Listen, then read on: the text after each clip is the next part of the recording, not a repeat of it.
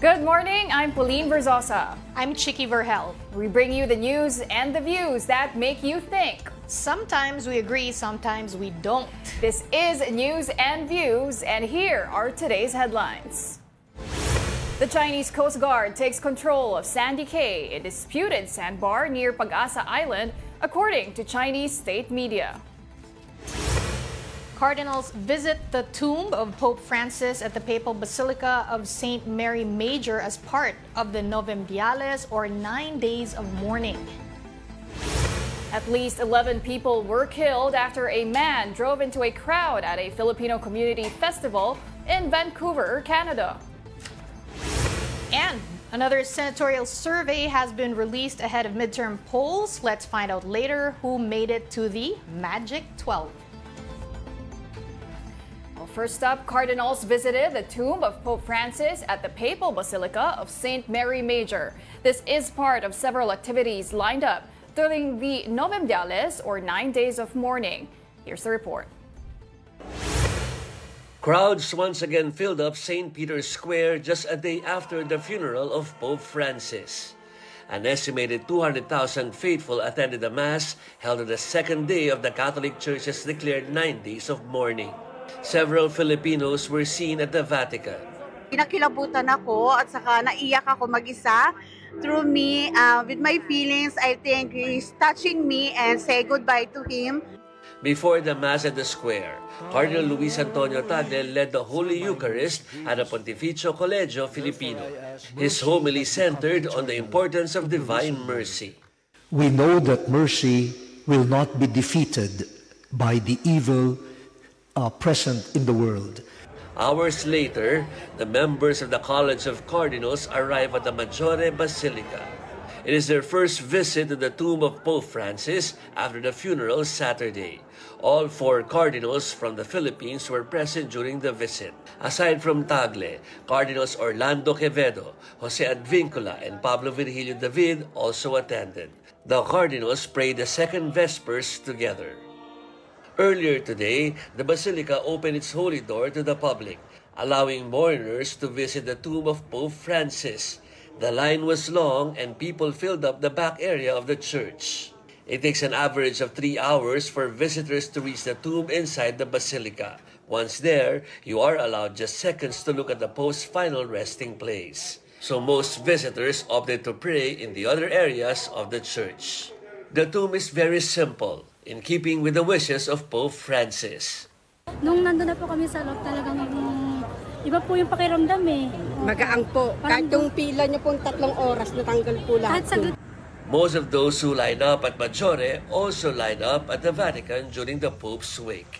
The public can now visit the tomb of Pope Francis inside the Papal Basilica of St. Mary Major a day after his burial. Reporting from Vatican, Rome, Joby Francisco, we are One News. Now let's talk to Father Derek Vergara, a student of canon law. Father, how has Pope Francis's leadership and teachings influenced your personal faith and also your priestly ministry? Good morning, Miss Chicky and Miss Pauline, and to all the viewers of your program. And regarding that question, Pope Francis' leadership and teachings are centered on the principle that God is merciful, and that is the fundamental principle of his pontificate. And by that, he was able to show us that God is calling us to draw closer to himself, and that the church should be an instrument for that purpose. And as a priest, it has influenced me a lot because Pope Francis has given me an example on how to apply the gospel values in the present times with simplicity and humility. And he has inspired me to care more for the marginalized people in our society. Well, Father Derek, you are a student of canon law there in Rome. Tama po ba, Father? Yes po, tama po. Were you able to join po the funeral over the weekend? And can you tell us what was the atmosphere like there in Rome and in Vatican? Yes, I was able to attend personally doon po sa funeral ni Pope Francis last Saturday. And as expected po, no, maraming tao talaga ang nagpunta. And before that ay pumila kami ng 4 a.m. ng madaling araw, and we were able to get through the St. Peter's Square around 7 o'clock in the morning. Imagine kung ganong katagal yung ipinila namin at kung ganong karaming tao yung nagpunta doon. But nung nandun na kami sa loob ng St. Peter's Square ay tahimik na ang lahat. Ibig sabihin ay peaceful ang environment doon kahit napakaraming tao. And we know na marami talaga ang nagdadasal for the eternal repose ng kaluluwa ni Pope Francis. Father, ano po yung sa tingin po ninyo, no, how will this shift, I guess, no, dito sa Catholic leadership impact, especially dito sa Philippines, no, yung ating Catholic Church? Okay.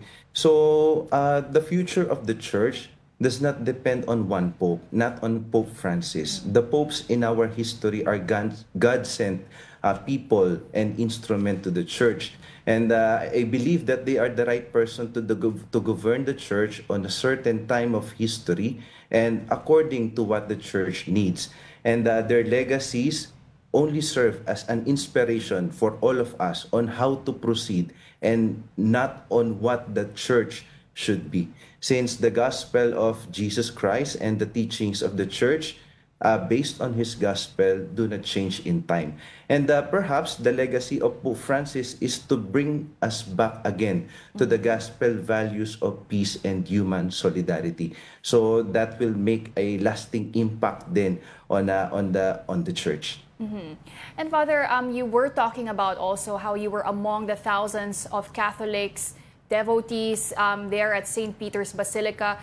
Talk to us, Father, about the significance of the simplicity of the ceremony that Pope Francis requested. And would you say na nasunod naman po yung wishes rin ni Pope Francis to have a really simple but meaningful funeral? Regarding dun sa rite ng funeral, wala namang nabago doon kasi that is the pontifical the right for the burial of the Roman Pontiff, no? So yun ginamit din nung panahon ni Pope John Paul II, nung panahon ni Pope Benedict XVI at ngayon nga ni Pope Francis. Siguro ang hiningi lang niya ay yung simplicity dun sa kanyang coffin na nakita natin na simpleng wooden casket lang ito, hindi siya yung inilagay sa 3 layers ng casket. At yung kanyang simpleng libingan na nakita naman natin sa Santa Maria Maggiore ay talagang napakasimple lang nung tomb. May simple inscription lang doon ng Franciscus, yung pangalan na Francis in Latin. So I think na sunod lahat ng kanyang hiling with regards to his burial. Kayo po ba, Father, ay nakapunta rin po sa Santa Maria Maggiore? Kung saan po ay nakalibing si Pope?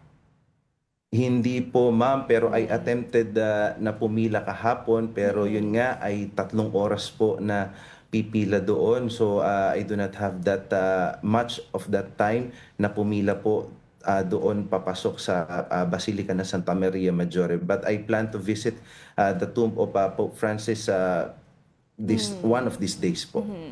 Linawin lang po natin, Father, yung bilang ng mga yung mga 9 days of mourning, yung kailan yung conclave, kasi maraming nalilito kasi in the beginning they were saying na yung 9 days of mourning po will begin after the Pope passed, no? Pero yun pala, it's after ilibing. So day 1 would have been yesterday, or was it Saturday? Kasi after ilibing, I'm not sure if after ilibing on that day itself or the day after. Yung 9 days of mourning po. Okay, yung 9 days of mourning po ay tinatawag po nating Novem Diales. At according po sa Apostolic Constitution na Universi Dominici Gregis, ito po yung batas na nag-govern during sede vacante and during the conclave po. Ay sinasabi po doon na ang determination ng date ng start ng Novem Diales is dependent upon the decision of the College of Cardinals. So sabi ng Vatican News, during the general meeting of the Cardinals, they have determined the exact date, the start date of the Novem Diales last Saturday. So the count starts on Saturday, last Saturday. And then we count 9 days. from that. And then yung meetings po for the conclave po, no, or the preparation. So that's after 9 days. Meron kaming nakikita rin po, no, sa mga news reports na 15 to 20 days. What exactly happens within these 15 to 20 days? Anong proseso nangyayari po dito? Yung 15 to 20 days ay yan din yung provision na ibinigay ng Apostolic Constitution na aking binanggit. At ang sinasabi doon sa number 37 ng Apostolic Constitution na yon ay 15 full days from the death of the Roman Pontiff, kinakailangan mag-start na ang conclave. Ibig sabihin, kung bibilang tayo ng full days, the first day would be on the 22nd of April. So, we expect na magi-start yung conclave ng May 6. Ang sabi sa Constitution, kapag kumpleto na yung mga cardinal, pwede na sila mag-start ng 15 days after the death ng Pope para sa conclave. Pero, nasa kanila din kung uumpisahan nila ng mas maaga, kapag kumpleto na sila, mas maaga sila na kumpleto, pwede nilang simulan earlier than that 15 days. Pero kung sila ay kulang, they are given until 20 days, maximum of 20 days. On the 21st day, ay kumpleto o hindi kumpleto ang mga kardinal, they have to start the conclave. Well, Father, since we are on the topic of the conclave and the succession of the papacy, in your thoughts, Father, dapat po ba natin ituloy yung inclusivity na sinimulan ni Pope Francis within the Catholic Church? Or would you say there's also a strong pushback from conservatives, from traditionalists within the Vatican? I think mali yung isipin natin na magkaroon dapat ng parang pushback from the conservative and the liberal side, no, ng or forces dito sa simbahan. Ang usapan kasi dito is between orthodoxy and heresy. So doon tayo dapat mag-focus kasi ay yung conservatism at saka yung liberalism are ways or means on how to proceed. But katulad na sasabihin ko uli, the central message of the gospel and the teachings of the church do not change. Ang nagbabago lang is yung pamamaraan natin ng pag-unawa dito and yung pag-a-apply natin ito based sa present times. Well, I like how you put that, Father. No, it should be about orthodox versus heresy instead of yung seeing it as two sides, diba, na conservatives versus the liberals. Pero Father, what can you also say about the clamor online, no, for the next popes? At kasama na po doon our very own Filipino Cardinal, Cardinal Luis Antonio Tagle.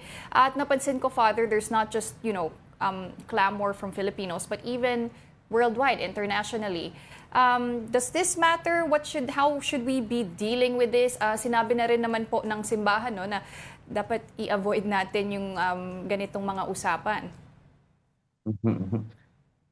Well, in fact ay hindi rin naman natin na maiiwasan talaga, no, na magkaroon ng ganitong reaction ang mga kababayan nating Pilipino o ang lahat ng tao sa buong mundo, no. But again, I wanted to reiterate na ang conclave is not about the wielding or the yielding of influence of one cardinal, no, among other cardinals, no.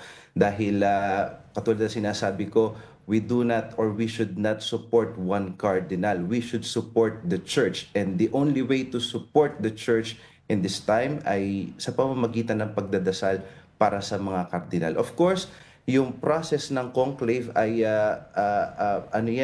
tawag dito ay secretive and at the same time ay prayerful gathering ito ng mga cardinals in order to discern kung sino ba talaga yung tamang tao o tamang kardinal na dapat nilang piliin for this time ng simbahan. Mabuti at sinabi na ni Father, because a lot of people in general, no, kasi not just Catholics, no, nag-iisip na what happens in the conclave is baka merong nag-i-impluensyahan dyan, nangyayari like, this side and another side. Kasi, Father, maraming mga meetings na nangyayari, di ba? And I know that it's only cardinals na below 80 years old na pwedeng sumali dun sa conclave o sa botohan, no? Pero the ones above 80 years old, matagal na silang nandun, so may impluensya sila. And they do general meetings, so hindi natin alam kung anong nandun sa mga meetings na yun. Ano ba po generally yung nandun sa mga meetings na yun? If not na, let's take this side or that side. May ganung impression po kasi it's a very secretive process. So yung general congregations na tinatawag natin, nag-start yan noong April 21 pa upon the death of Pope Francis. And the unang part ng pinagmimitingan doon is to determine nga kung ano yung mangyayari during the funeral of the Roman Pontiff. But ngayon ay tapos na yon. So yung mga susunod successive meetings na gagawin din nila ay para na doon sa preparation para sa conclave. Ngayon, with regards dun sa kung ano yung pinag-uusapan nila, are they tackling important church issues? Totoo yun. Pero are they talking about a specific person na tinitignan nila na po pwedeng mag-lead sa simbahan? That I do not know, and that I cannot answer kasi wala talaga akong idea kung mayroon man silang ganon. But of course, kailangan din natin tignan na certain cardinals, no, they have this they are somehow famous ba? Kilala sila among the circle because of their position na din na hinawakan, no? And I think yung mga bagay na yon ay it coincides din doon sa pagtingin siguro ng mga cardinal, kung pagkilala ng mga cardinal doon sa bawat isa during the sidelines of their meetings. Father, bakit po kinailangan secret yung process ng conclave? Because we have to go back to the history ng simbahan na nung wala pang conclave, ang Pope ay ina-appoint ng Roman Emperor. So there is a political interference, no, from the civil society. And para mawala iyon, ang ginawa is to have this, to give the right to vote and to elect the Roman Pontiff dito lang sa College of Cardinals. Kasi nga ay iniiwasan ng simbahan din noon, no, na ma-associate tayo sa civil powers during that history of our church. Per Father, in terms of our own cardinals, 3 Filipino cardinals will be joining this particular conclave. I wanted to ask about the significance of their influence dito po sa paparating na conclave. I mean, we are the 3rd largest Catholic country. Tama po ba in the world? Again, ang role ng mga Filipino cardinals, cardinal electors at this conclave ay wala nang iba kung hindi to elect the Roman Pontiff and to expect to be elected also sa pontificate. So yun lang ang role nila doon. Wala na silang ibang role doon. And when it comes to the numbers ng Catholic population sa bansa natin, it doesn't play a role din naman talaga. Kasi we have to think of the good of the whole church, not only of the particular church in the Philippines. So yun ang nasa isip ng mga cardinals. And Father, I also wanted to ask about the impact nga, no, yung legacy ni Pope Francis, at kasama na po doon is the impact that he left also in world politics. Usually naman sa mga bansa sa mundo, no, there's a separation of church and state. But Pope Francis was actively, defending, advocating for refugees, immigrants. He even offered to mediate talks between Ukraine, Russia, with the ongoing wars. He was very vocal about it. Is this should the church follow suit with what Pope Francis started? To begin with, yung mga pronouncement ni Pope Francis, ay part na yan ng social teachings na simbahan noon pa. Sabihin, bago pa siya maging Pope ay nandoon na yan, mayroon na tayong documents regarding that. Siguro si Pope Francis lang yung nagbigay ng panibagong pamamaraan on how to apply the social teachings of the church in our present conditions. But the central message of Pope Francis' social teaching is based on human fraternity or human solidarity. And from the beginning, he made it clear that our faith leads us to see in the other, a brother or sister to be supported and loved. And that is true faith in God. And since we are all created by the same God, if we treat each other as brothers and sisters, then inclusivity follows. No one should be rejected. Everyone should be included, cared for, corrected if needed, forgiven, and loved. And the church has taught this throughout her history because it is the same gospel values that she has been preaching and teaching for the past 2,000 years of her existence. And finally, Father, during this period of mourning, Novemdiales, in our own little ways, how can we honor Pope Francis as Filipinos dito po sa Pilipinas? We could honor for Pope Francis by praying for him, especially in these 9 days. Pagdasal po natin ang kapayapaan ng kaluluwa ni Pope Francis, and makakapagpasalamat lang din tayo sa kanya ng totoo kung tayo ay masusunod natin or mabibigay din natin yung ibinigay na example ni Pope Francis para sa mga kapwa-tao natin in ordinary ways na magagawa natin. All right, well, thank you very much for your time and your insights this morning. Thank you for joining us, Father Derek Vergara. All right. Pope Francis bans convicted Cardinal Angelo Becciu from the upcoming conclave. That was revealed from 2 written letters, one apparently signed just last month by the late pontiff. Recall that Becciu demanded the right to attend and vote at the conclave where Francis's successor will be elected. In 2023, he was convicted to 5 years in jail for embezzlement, aggravated fraud, and abuse of office. Now, in other news, several people were killed and many others injured after a man drove an SUV into a crowd at a Filipino community festival in Vancouver, Canada. Here's the report. At least 11 people were killed and dozens injured when a man rammed an SUV through a crowd at a Filipino community festival in Vancouver, Canada. Police arrested a 30-year-old suspect at the scene of the incident on Saturday. Authorities described him as having had a significant history of interactions with authorities involving mental health. They said there was no evidence of terrorism. So for terrorism, there should be some political, religious ideation behind it. There's no indicators that this individual had that. And obviously the history we have with him leans towards that there wasn't any other indicators. The attack took place 2 days before Canada's federal election. More than 12 hours after the incident, police still did not have a motive for the attack at the festival, which took place without a dedicated police presence or heavy vehicle barriers. According to witnesses, the suspect was initially chased down and held by festival goers until police arrived. The incident happened in Vancouver's Sunset neighborhood, an area known for its large Asian population, where the Lapu-Lapu Day block party, celebrating a Philippine national hero, was taking place. This is the darkest day in our city's history. Last night, as thousands of members of Vancouver's Filipino community gathered for an important cultural celebration, the actions of a single person shattered our collective sense of safety. It is impossible to overstate how many lives have been impacted forever by this lone individual. The Department of Foreign Affairs extended its deepest condolences to the victims and families affected by the tragic incident. President Bongbong Marcos also expressed sorrow over the incident. He said the Philippine Consulate General is coordinating with Canadian authorities to ensure a thorough investigation and support for the victims' families. Mobile journalist Mary Mon Reyes, We Are One News. Okay, so that was quite scary, Chiki, It happened sa Canada nga, sa Vancouver. Oo, sa Vancouver. And initially, parang 9 people were killed lang, and now it's already 11. But I know parang more than 20 are also injured, so they're currently investigating that.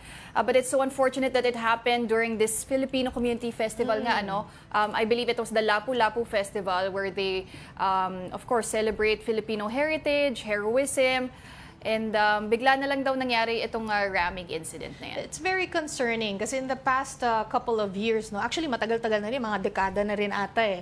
There have been these, parang hindi mo parang illogical na nangyayari yung mga ganito. And the people, of course, straight away label it as terrorism. In fact, I think I heard the guy speaking kanina, no, na he was using also the word terrorism. Kapag ganito talaga, I remember, actually, there was no emphasis on terrorism dati before 9/11, if you remember. You're right, I don't know if you're too young for that.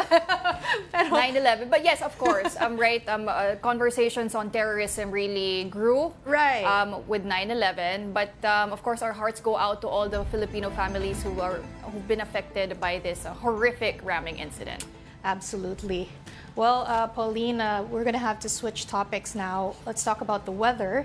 A low-pressure area has entered the Philippine territory. The LPA was last seen 695 kilometers east of General Santos City in Mindanao. According to Pag-asa, it is unlikely to intensify at least in the next 24 hours. The LPA may bring scattered rains over Davao and Soc-Sargen regions. The rest of the country may also experience rain showers due to easterlies and ITCZ, or Intertropical Convergence Zone. Despite that, some areas may continue to experience high heat index. It is expected to be hottest in Cavite City at 44 degrees Celsius and Occidental Mindoro at 43 degrees Celsius. At least 10 other areas may register a 42 degrees Celsius heat index. Danger, danger zone. Pagdating ng 42 degrees. Pero just have to note, this year, compared to last year kasi was El Nino, di ba? This year is actually a lot better. Of course, we feel super hot pa rin ngayon. Kasi nga, umaabot pa rin ng danger zone. Over 40 42, 45. Pero I remember last year, or a couple of years ago, maabot pa yan ng 50 Oh my gosh.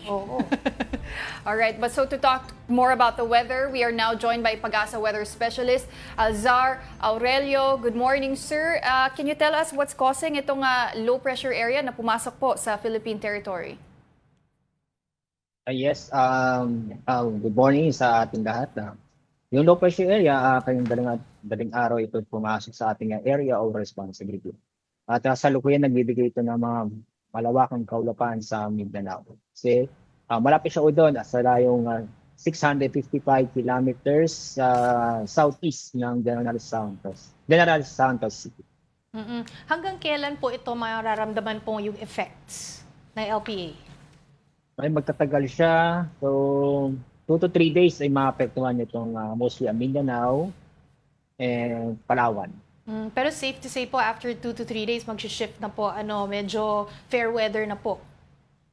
After 2 to 3 days, hindi pa rin dahil sa nakita namin, patuloy pa rin yung epekto ng intertropical convergence. Sa siyang weather system, itong LPA o low pressure area, nakapalap siya sa ITCZ. So after ITCZ, yes, itong LPA, kung after 3 days ay nanusaw siya, patuloy pa rin magbibigay ng kalat-kalat ng pag-ulan. Sa Mindanao, Palawan mostly, itong lugar nito, dulot ng ITCZ. So patuloy pa rin magpagdala ng kalat-kalat na ulan after 2 to 3 days, pero would this extend, can we say, hanggang weekend po? Yes po, hanggang weekend. Doon sa Palawan and Mindanao, ang sa nakita ng mama, madalas maapektuhan ng ITCZ.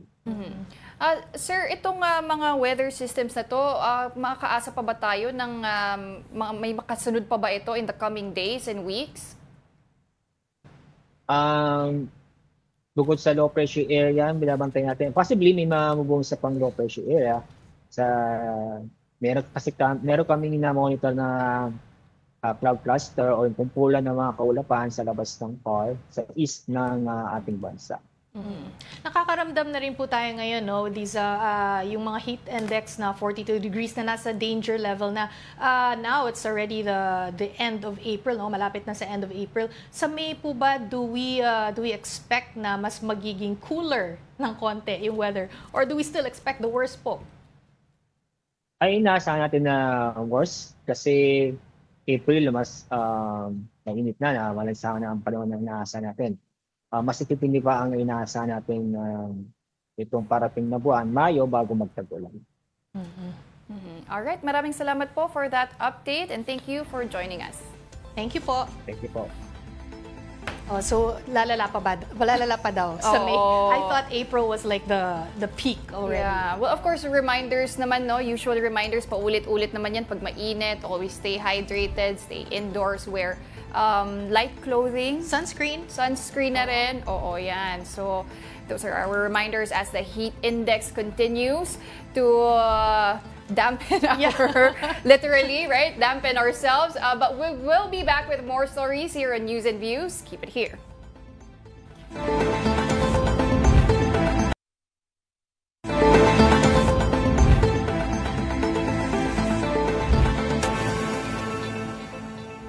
Good morning. You're still watching News and Views here on One News.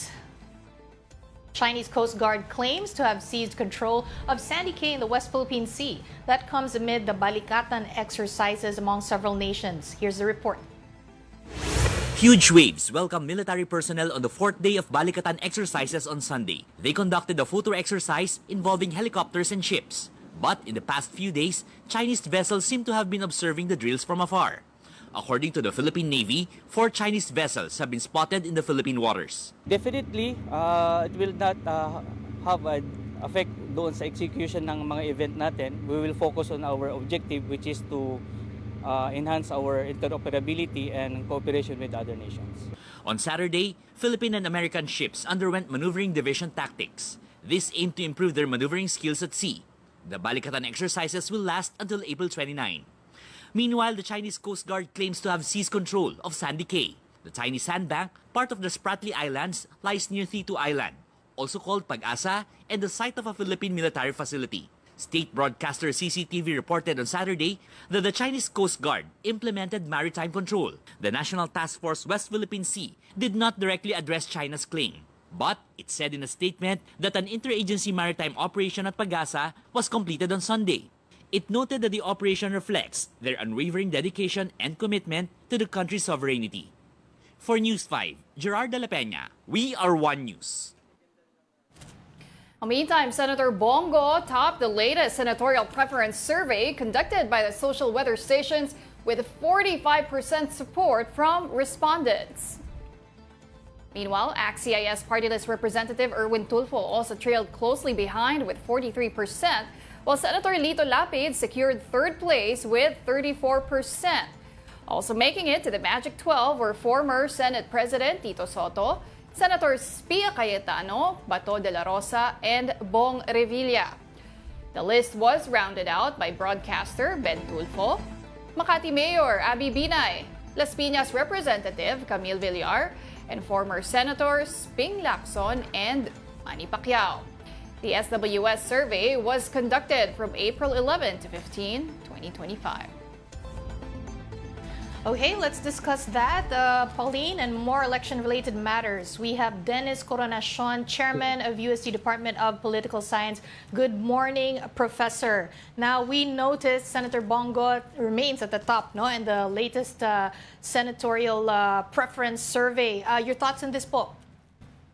Well, yes, I think I has been there on the top for, I think, the past 2 consecutive months based on the surveys, you know.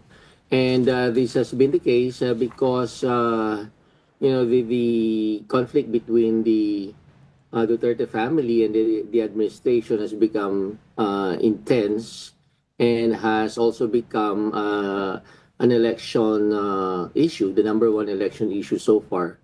While the others, those issues that really matter, like inflation, the high unemployment rate, corruption, remain at the backseat. So this is why some of the senatorial bets who have been closely identified with the past administration, some of them have made it to the Magic 12. Mukhang si Senator Bongo and I guess top 6, top 7 sa mga surveys ngayon ay medyo pasok na, no? Pero can you say po na the rest of those ay, well, 1 to 6, but then the rest of those sa baba, no? Ay medyo yun na rin yun ang magiging forma dun sa election. Kasi it's 1 month, less than a month. Or marami pa po pwedeng magbago, Prof. Well, siguro we can say na kapag siguro 30% above ka sa senatorial aspirant, medyo tawag dito, komportable na yung iyong posisyon. Unlike if you haven't reached those numbers, baka nasa 20+% ka pa, you still have to work hard and you have to work double time in order to make it to the Magic 12. Pero kung halimbawa na-reach mo yung sabi ng mga political analyst, the magic number is 30% and above, then most likely there is a good chance that you're going to make it. Well, speaking of yung pasok po sa 30%, kasama na po dyan si Representative Erwin Tulfo, pati po si Lito Lapid na may 34%. Prof, can you explain to us ano ba yung magic nitong si Senator Lito Lapid? And he always enjoys significant gains in numbers pagdating sa mga surveys and the midterm polls or actual elections, senatorial polls. Despite not giving a lot of interviews or exactly. Parang wala pa ako nakikita. Oo. Well, kilala naman natin ang background ni Senator Lapid ay isa siyang movie celebrity. And to a certain extent yung pagiging movie star niya o movie celebrity works to his advantage because of his media exposure, the public awareness about him, and also his image of although ang image niya is that parang aminado siya na hindi naman siya kumbaga man hindi naman ganun ka-sophisticated siya mag-isip. Aminado naman siya doon, pero yung image niya remains close to or appealing to the masses, So doon niya nakukuha yung very humble yung kanyang and very modest. And I think kumbaga man nagre-resonate yon sa mga masa. Oo. Tapos he's also part of the administration, he's one of the administration vets. So all the advantages, all the perks that an administration vet can get from from being an ally of those in power, ina-enjoy niya, like vast resources and also yung political machinery. And let's not forget that Senator Lapid has a bailiwick, and that's in Pampanga. Vote-rich province din naman ng Pampanga, no? Sinabi niyo po na aminado naman po si Senator Lito Lapid na hindi siya komplikado mag-isip. Simple yung pag-iisip or I guess mga solutions. Is this more important to voters in general dito sa ating bansa, no? Kumpara dun sa mga nagbibigay ng mga plataforma, ang daming plano, ang daming detalye sa plano. In fact, telling you what their plans are and how they're gonna go about their plans. Yung simple lang, makaka-relate. The relatability. Oo. Ito po ba ang numero 1 talaga na mag-i-indicate ng boto?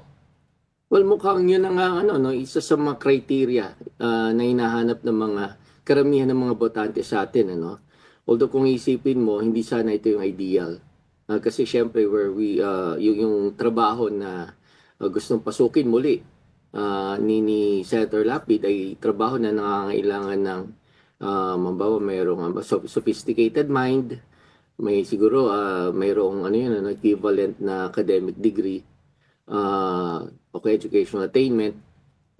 Pero ang siguro for so many years kumbaga man hindi masyadong binibigyan ng emphasis o importansya ng ating mga botante yung mga ganung bagay, yung competence. Ang mas gusto nila yung bang approachable at saka yung mga typical na hinahanap ng mga Pilipino sa isang kandidato, approachable, madaling hingin ng tulong, hindi mayabang, humble. So, but this comes at the expense of competence at saka yung baka mamaya may issue, anumang issue na kinasasangkutan, at saka yung ano bang mga stand niya sa mga national issues. O kaya ano bang track record niya pagdating sa legislation. So these are the more objective and I think more important things that we should be looking for a candidate in the Senate. Hindi yung sabi nga ng isang political analyst, parang fence-sitter ka lang, tahimik ka lang doon.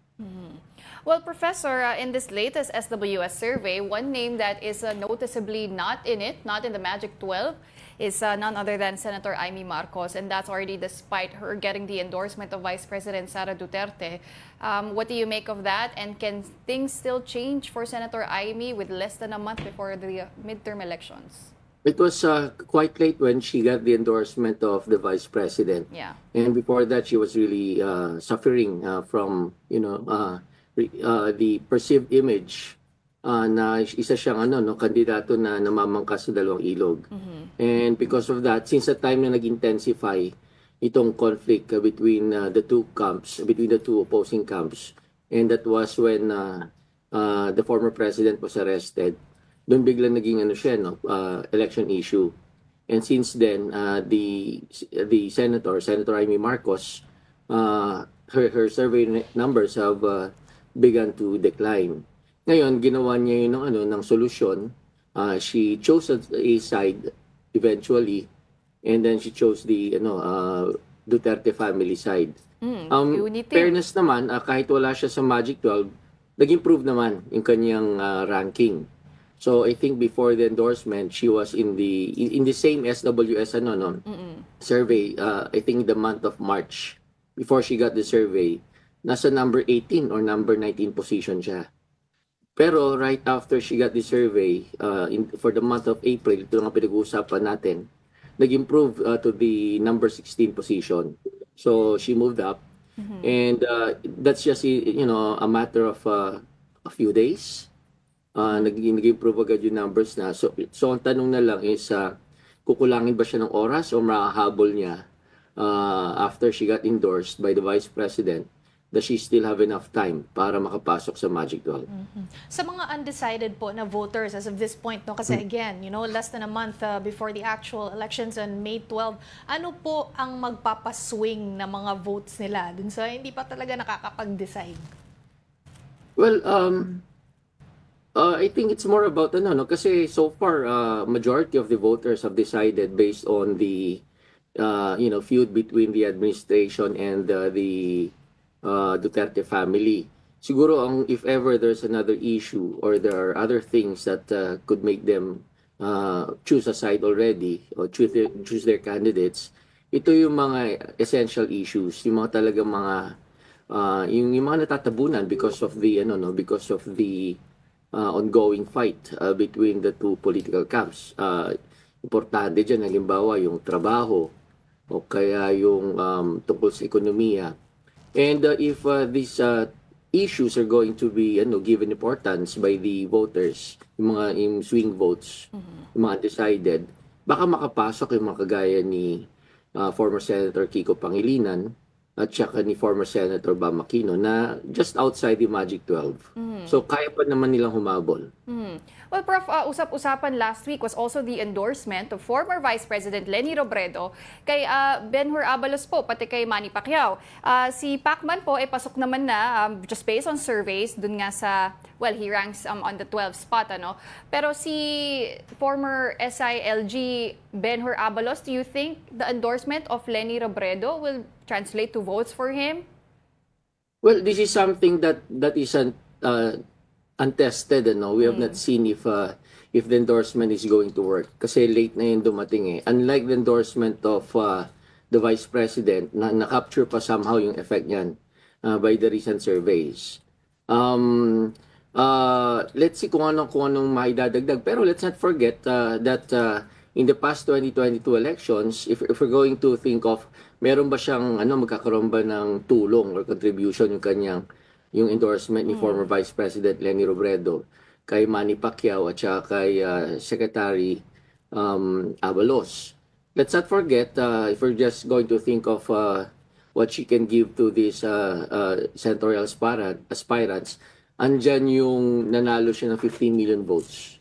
Rather, nakakuha siya ng 15 million votes during the 2022 presidential elections. So somehow baka intact pa yun, baka yung mga kakamping sa maniwala sa kanya at sumunod sa kanyang endorsement. Pangalawa, within Bicol, may bailiwick rin naman siya sa Region 5, So I think during the 2022 presidential election, she got more than 2 million votes.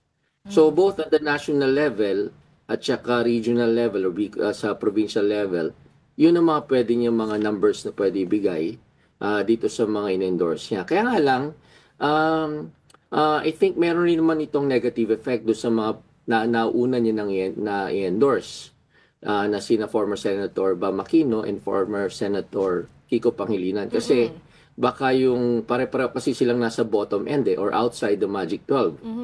So maglalaban-laban yung mga kumbaga man sa botong endorse. O sa endorsement ni former Vice President Leni Robredo, mahati-hati yun doon sa 4 na mga inendorso niya. Actually, meron pa nga yung pang isang lesser known senatorial aspirant. So, yung mga lahat-lahat ng mga senatorial aspirants na inendorse niya, baka maghati-hati. Umahati-hati pa yung boto.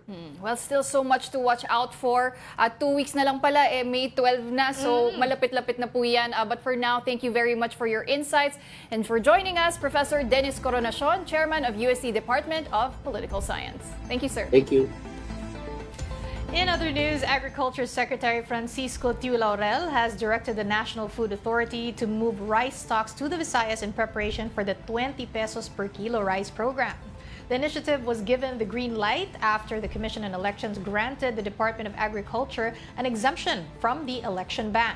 The rice will come from the NFA's buffer stocks, which have reached a 5-year high of 378,157 metric tons. The Visayas was selected for the pilot due to its higher poverty rates, particularly in regions such as Negros Island and Eastern Visayas. Well, here's another survey. The latest Stratbase SWS survey revealed that 55% of Filipino families consider themselves poor, which is a 3-point increase from March. This translates to an estimated 15.5 million families living in poverty.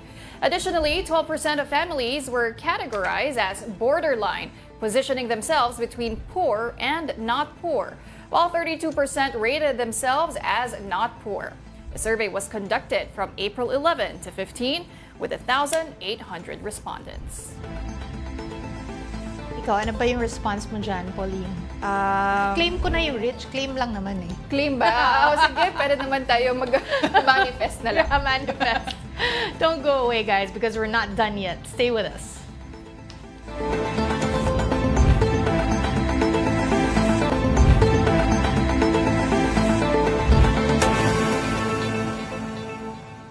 Welcome back. You're still watching News and Views here on One News. Advocates from mainstream media and online content creators engaged in a discussion on who should bear the responsibility for regulating social media content during the first episode of Manindigan. Center for Media Freedom and Responsibility trustee Virgil Santos emphasized that mainstream media continues to be a trusted source of information even amid the rising popularity of social media influencers. He stressed that information from mainstream media undergoes thorough vetting to ensure its factual accuracy. Kapag anumang kaiisip, anumang pagtatanong ang gawin ay hindi pa rin maliwanagan ng husto para makapagdesisyon, sa mainstream media na lang makinig. Sa kabilang banda, ang mainstream media ay binubuo ng mga organisado at rehistradong grupo ng mga miyembro nagdaan sa angkop na pagsasanay at pagsusulit at nagdaraan pa rin sa tuloy-tuloy na pagsubok habang ginagampanan ang kanilang tungkulin. Meanwhile, vlogger Orion Perez Dumdum, said both mainstream media and social media should not be pitted against each other, as he pointed out that both platforms have their own shortcomings. Tingnan natin, ano ba talaga ang sinasabi niya? May laman ba talaga itong sinasabi niya? Meron ba talaga siyang ebidensya sa sinasabi niya? Meron ba talaga empirical evidence, empirical proof? Meron ba siyang mga citations? Yung po dapat ang batayan natin. Ian Cajucom continued his winning streak at the MPTC Tour of Luzon, a great revival, claiming his second straight stage victory on Sunday. The 22-year-old Victoria cycling rider conquered the windy 168.76 kilometer stage 4 from Agoo, La Union to Clark, Pampanga. Mervin Corpus of MPT Drive Hub and Aidan James Mendoza of Go for Gold finished right behind him. Cajucom credited his European training for his strong performance.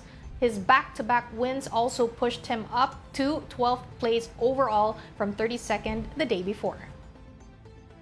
Now, still in sports, the NU Lady Bulldogs beat the USC Golden Tigresses in a 5-set thriller in the UAAP volleyball tournament. Despite being assured of a twice-the-beat advantage as the #1 seed in the Final Four, NU came out to play, denying the Golden Tigresses of the other playoff bonus. Bella Belen provided the finishing touches to the victory, including back-to-back points. The win made it 5 straight victories for NU against USC since the second round of UAAP Season 86.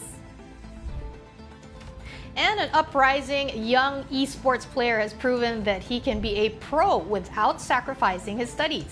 Kilalanin natin siya sa report na ito ni Mobile Journal Denise Valdez Sancho. Mga paps, lumang tugtugin na raw na kapag hilig mo ang paglalaro napapabayaan ang pag-aaral. Ang pinakabatang esports player kasi sa bansa, hindi lang batak sa ML, pati sa ACADS. 11 years old pa lang, pero nakikipagsabayan na sa ibang esports players. Kaya naman nabansagan si Von Liena o mas kilalang Von bilang youngest esports player. Kasalukuyang parte ng team na Minerva Supremacy. Nagsimula raw lahat ng yan dahil, gusto niya raw magkaroon ng tinatawag na skin sa ML. Tapos nag-start siya mag-ML dahil pandemic. Wala siyang magawa sa bahay. Tapos nakikita niya naglalaro ako. Dahil nga may kamahalan, inaral ni Von ang streaming para may maipambili ng skin. So sabi ko, sige, mag-stream ka na lang kung gusto mo yung skin. Kasi kailangan niyang paghirapan. Sabi niya, sige, stream daw siya kahit sa umpisa, hirap siya mag-shoutout po, shoutout.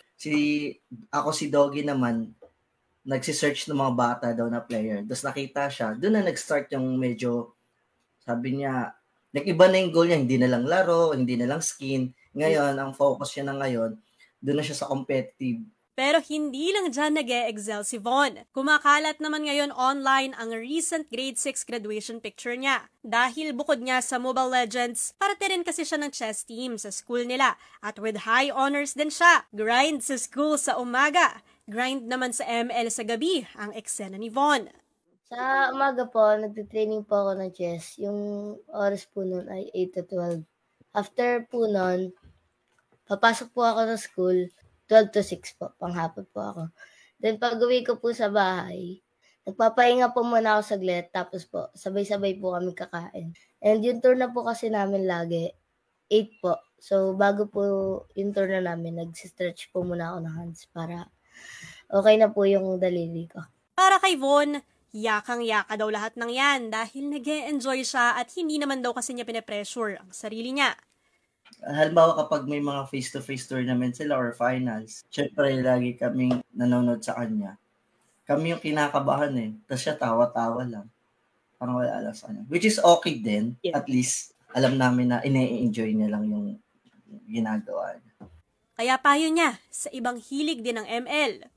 Kailangan po nila ipakita sa parents nila na kaya po nila i-balance na habang naglalaro po sila ng ML, hindi po nila pinapabayaan yung pag-aaral. And tumutulong pa rin po sila sa gawaing bahay. Kaya kids, mahalagang hindi mapabayaan ang pag-aaral. Ngunit mahalaga ring huwag kalimutang mag-enjoy at sulitin ang pagiging bata. Mobile Journal Denise Valdez Sancho po, hatid ang mukha ng balita. Did you know, Chiki, there's apparently a 4-year college degree course for esports. So just for esports? Just for esports. Specifically, they already made a college degree for it in Lyceum of the Philippines University in Manila. So, pero grabe pala, no? Kasi there's a college degree for esports, pero wala ngang college degree for basketball, tennis. That's true. Diba? Oo. Intense pala yung esports talaga. So for those who really want to make a career, I guess, and really pursue esports, ano naman yan, apparently there are different tracks like design and development, esports management. Oh, okay. Yeah, but what Denise Valdez Sancho is also saying in her report, no, it's still important to be a kid. You need to play outside, and that's what you're physical, doing with your kids, right? That's right, because kids nowadays, alam niyo yung Roblox. I'm sure there's so many games within that Roblox, whatever you call that. Yeah, realm. Yeah, that's another way to put it. Pero yun nga, I guess it's important. Yeah, that's how they Muay Thai. Yeah, they do have Muay Thai. Anything physical. Yeah. Okay, so that wraps up today's episode of News and Views. Thank you so much for joining us. I'm Pauline Verzosa. We are One News. I'm Chiki Verhel. All sides, all the time.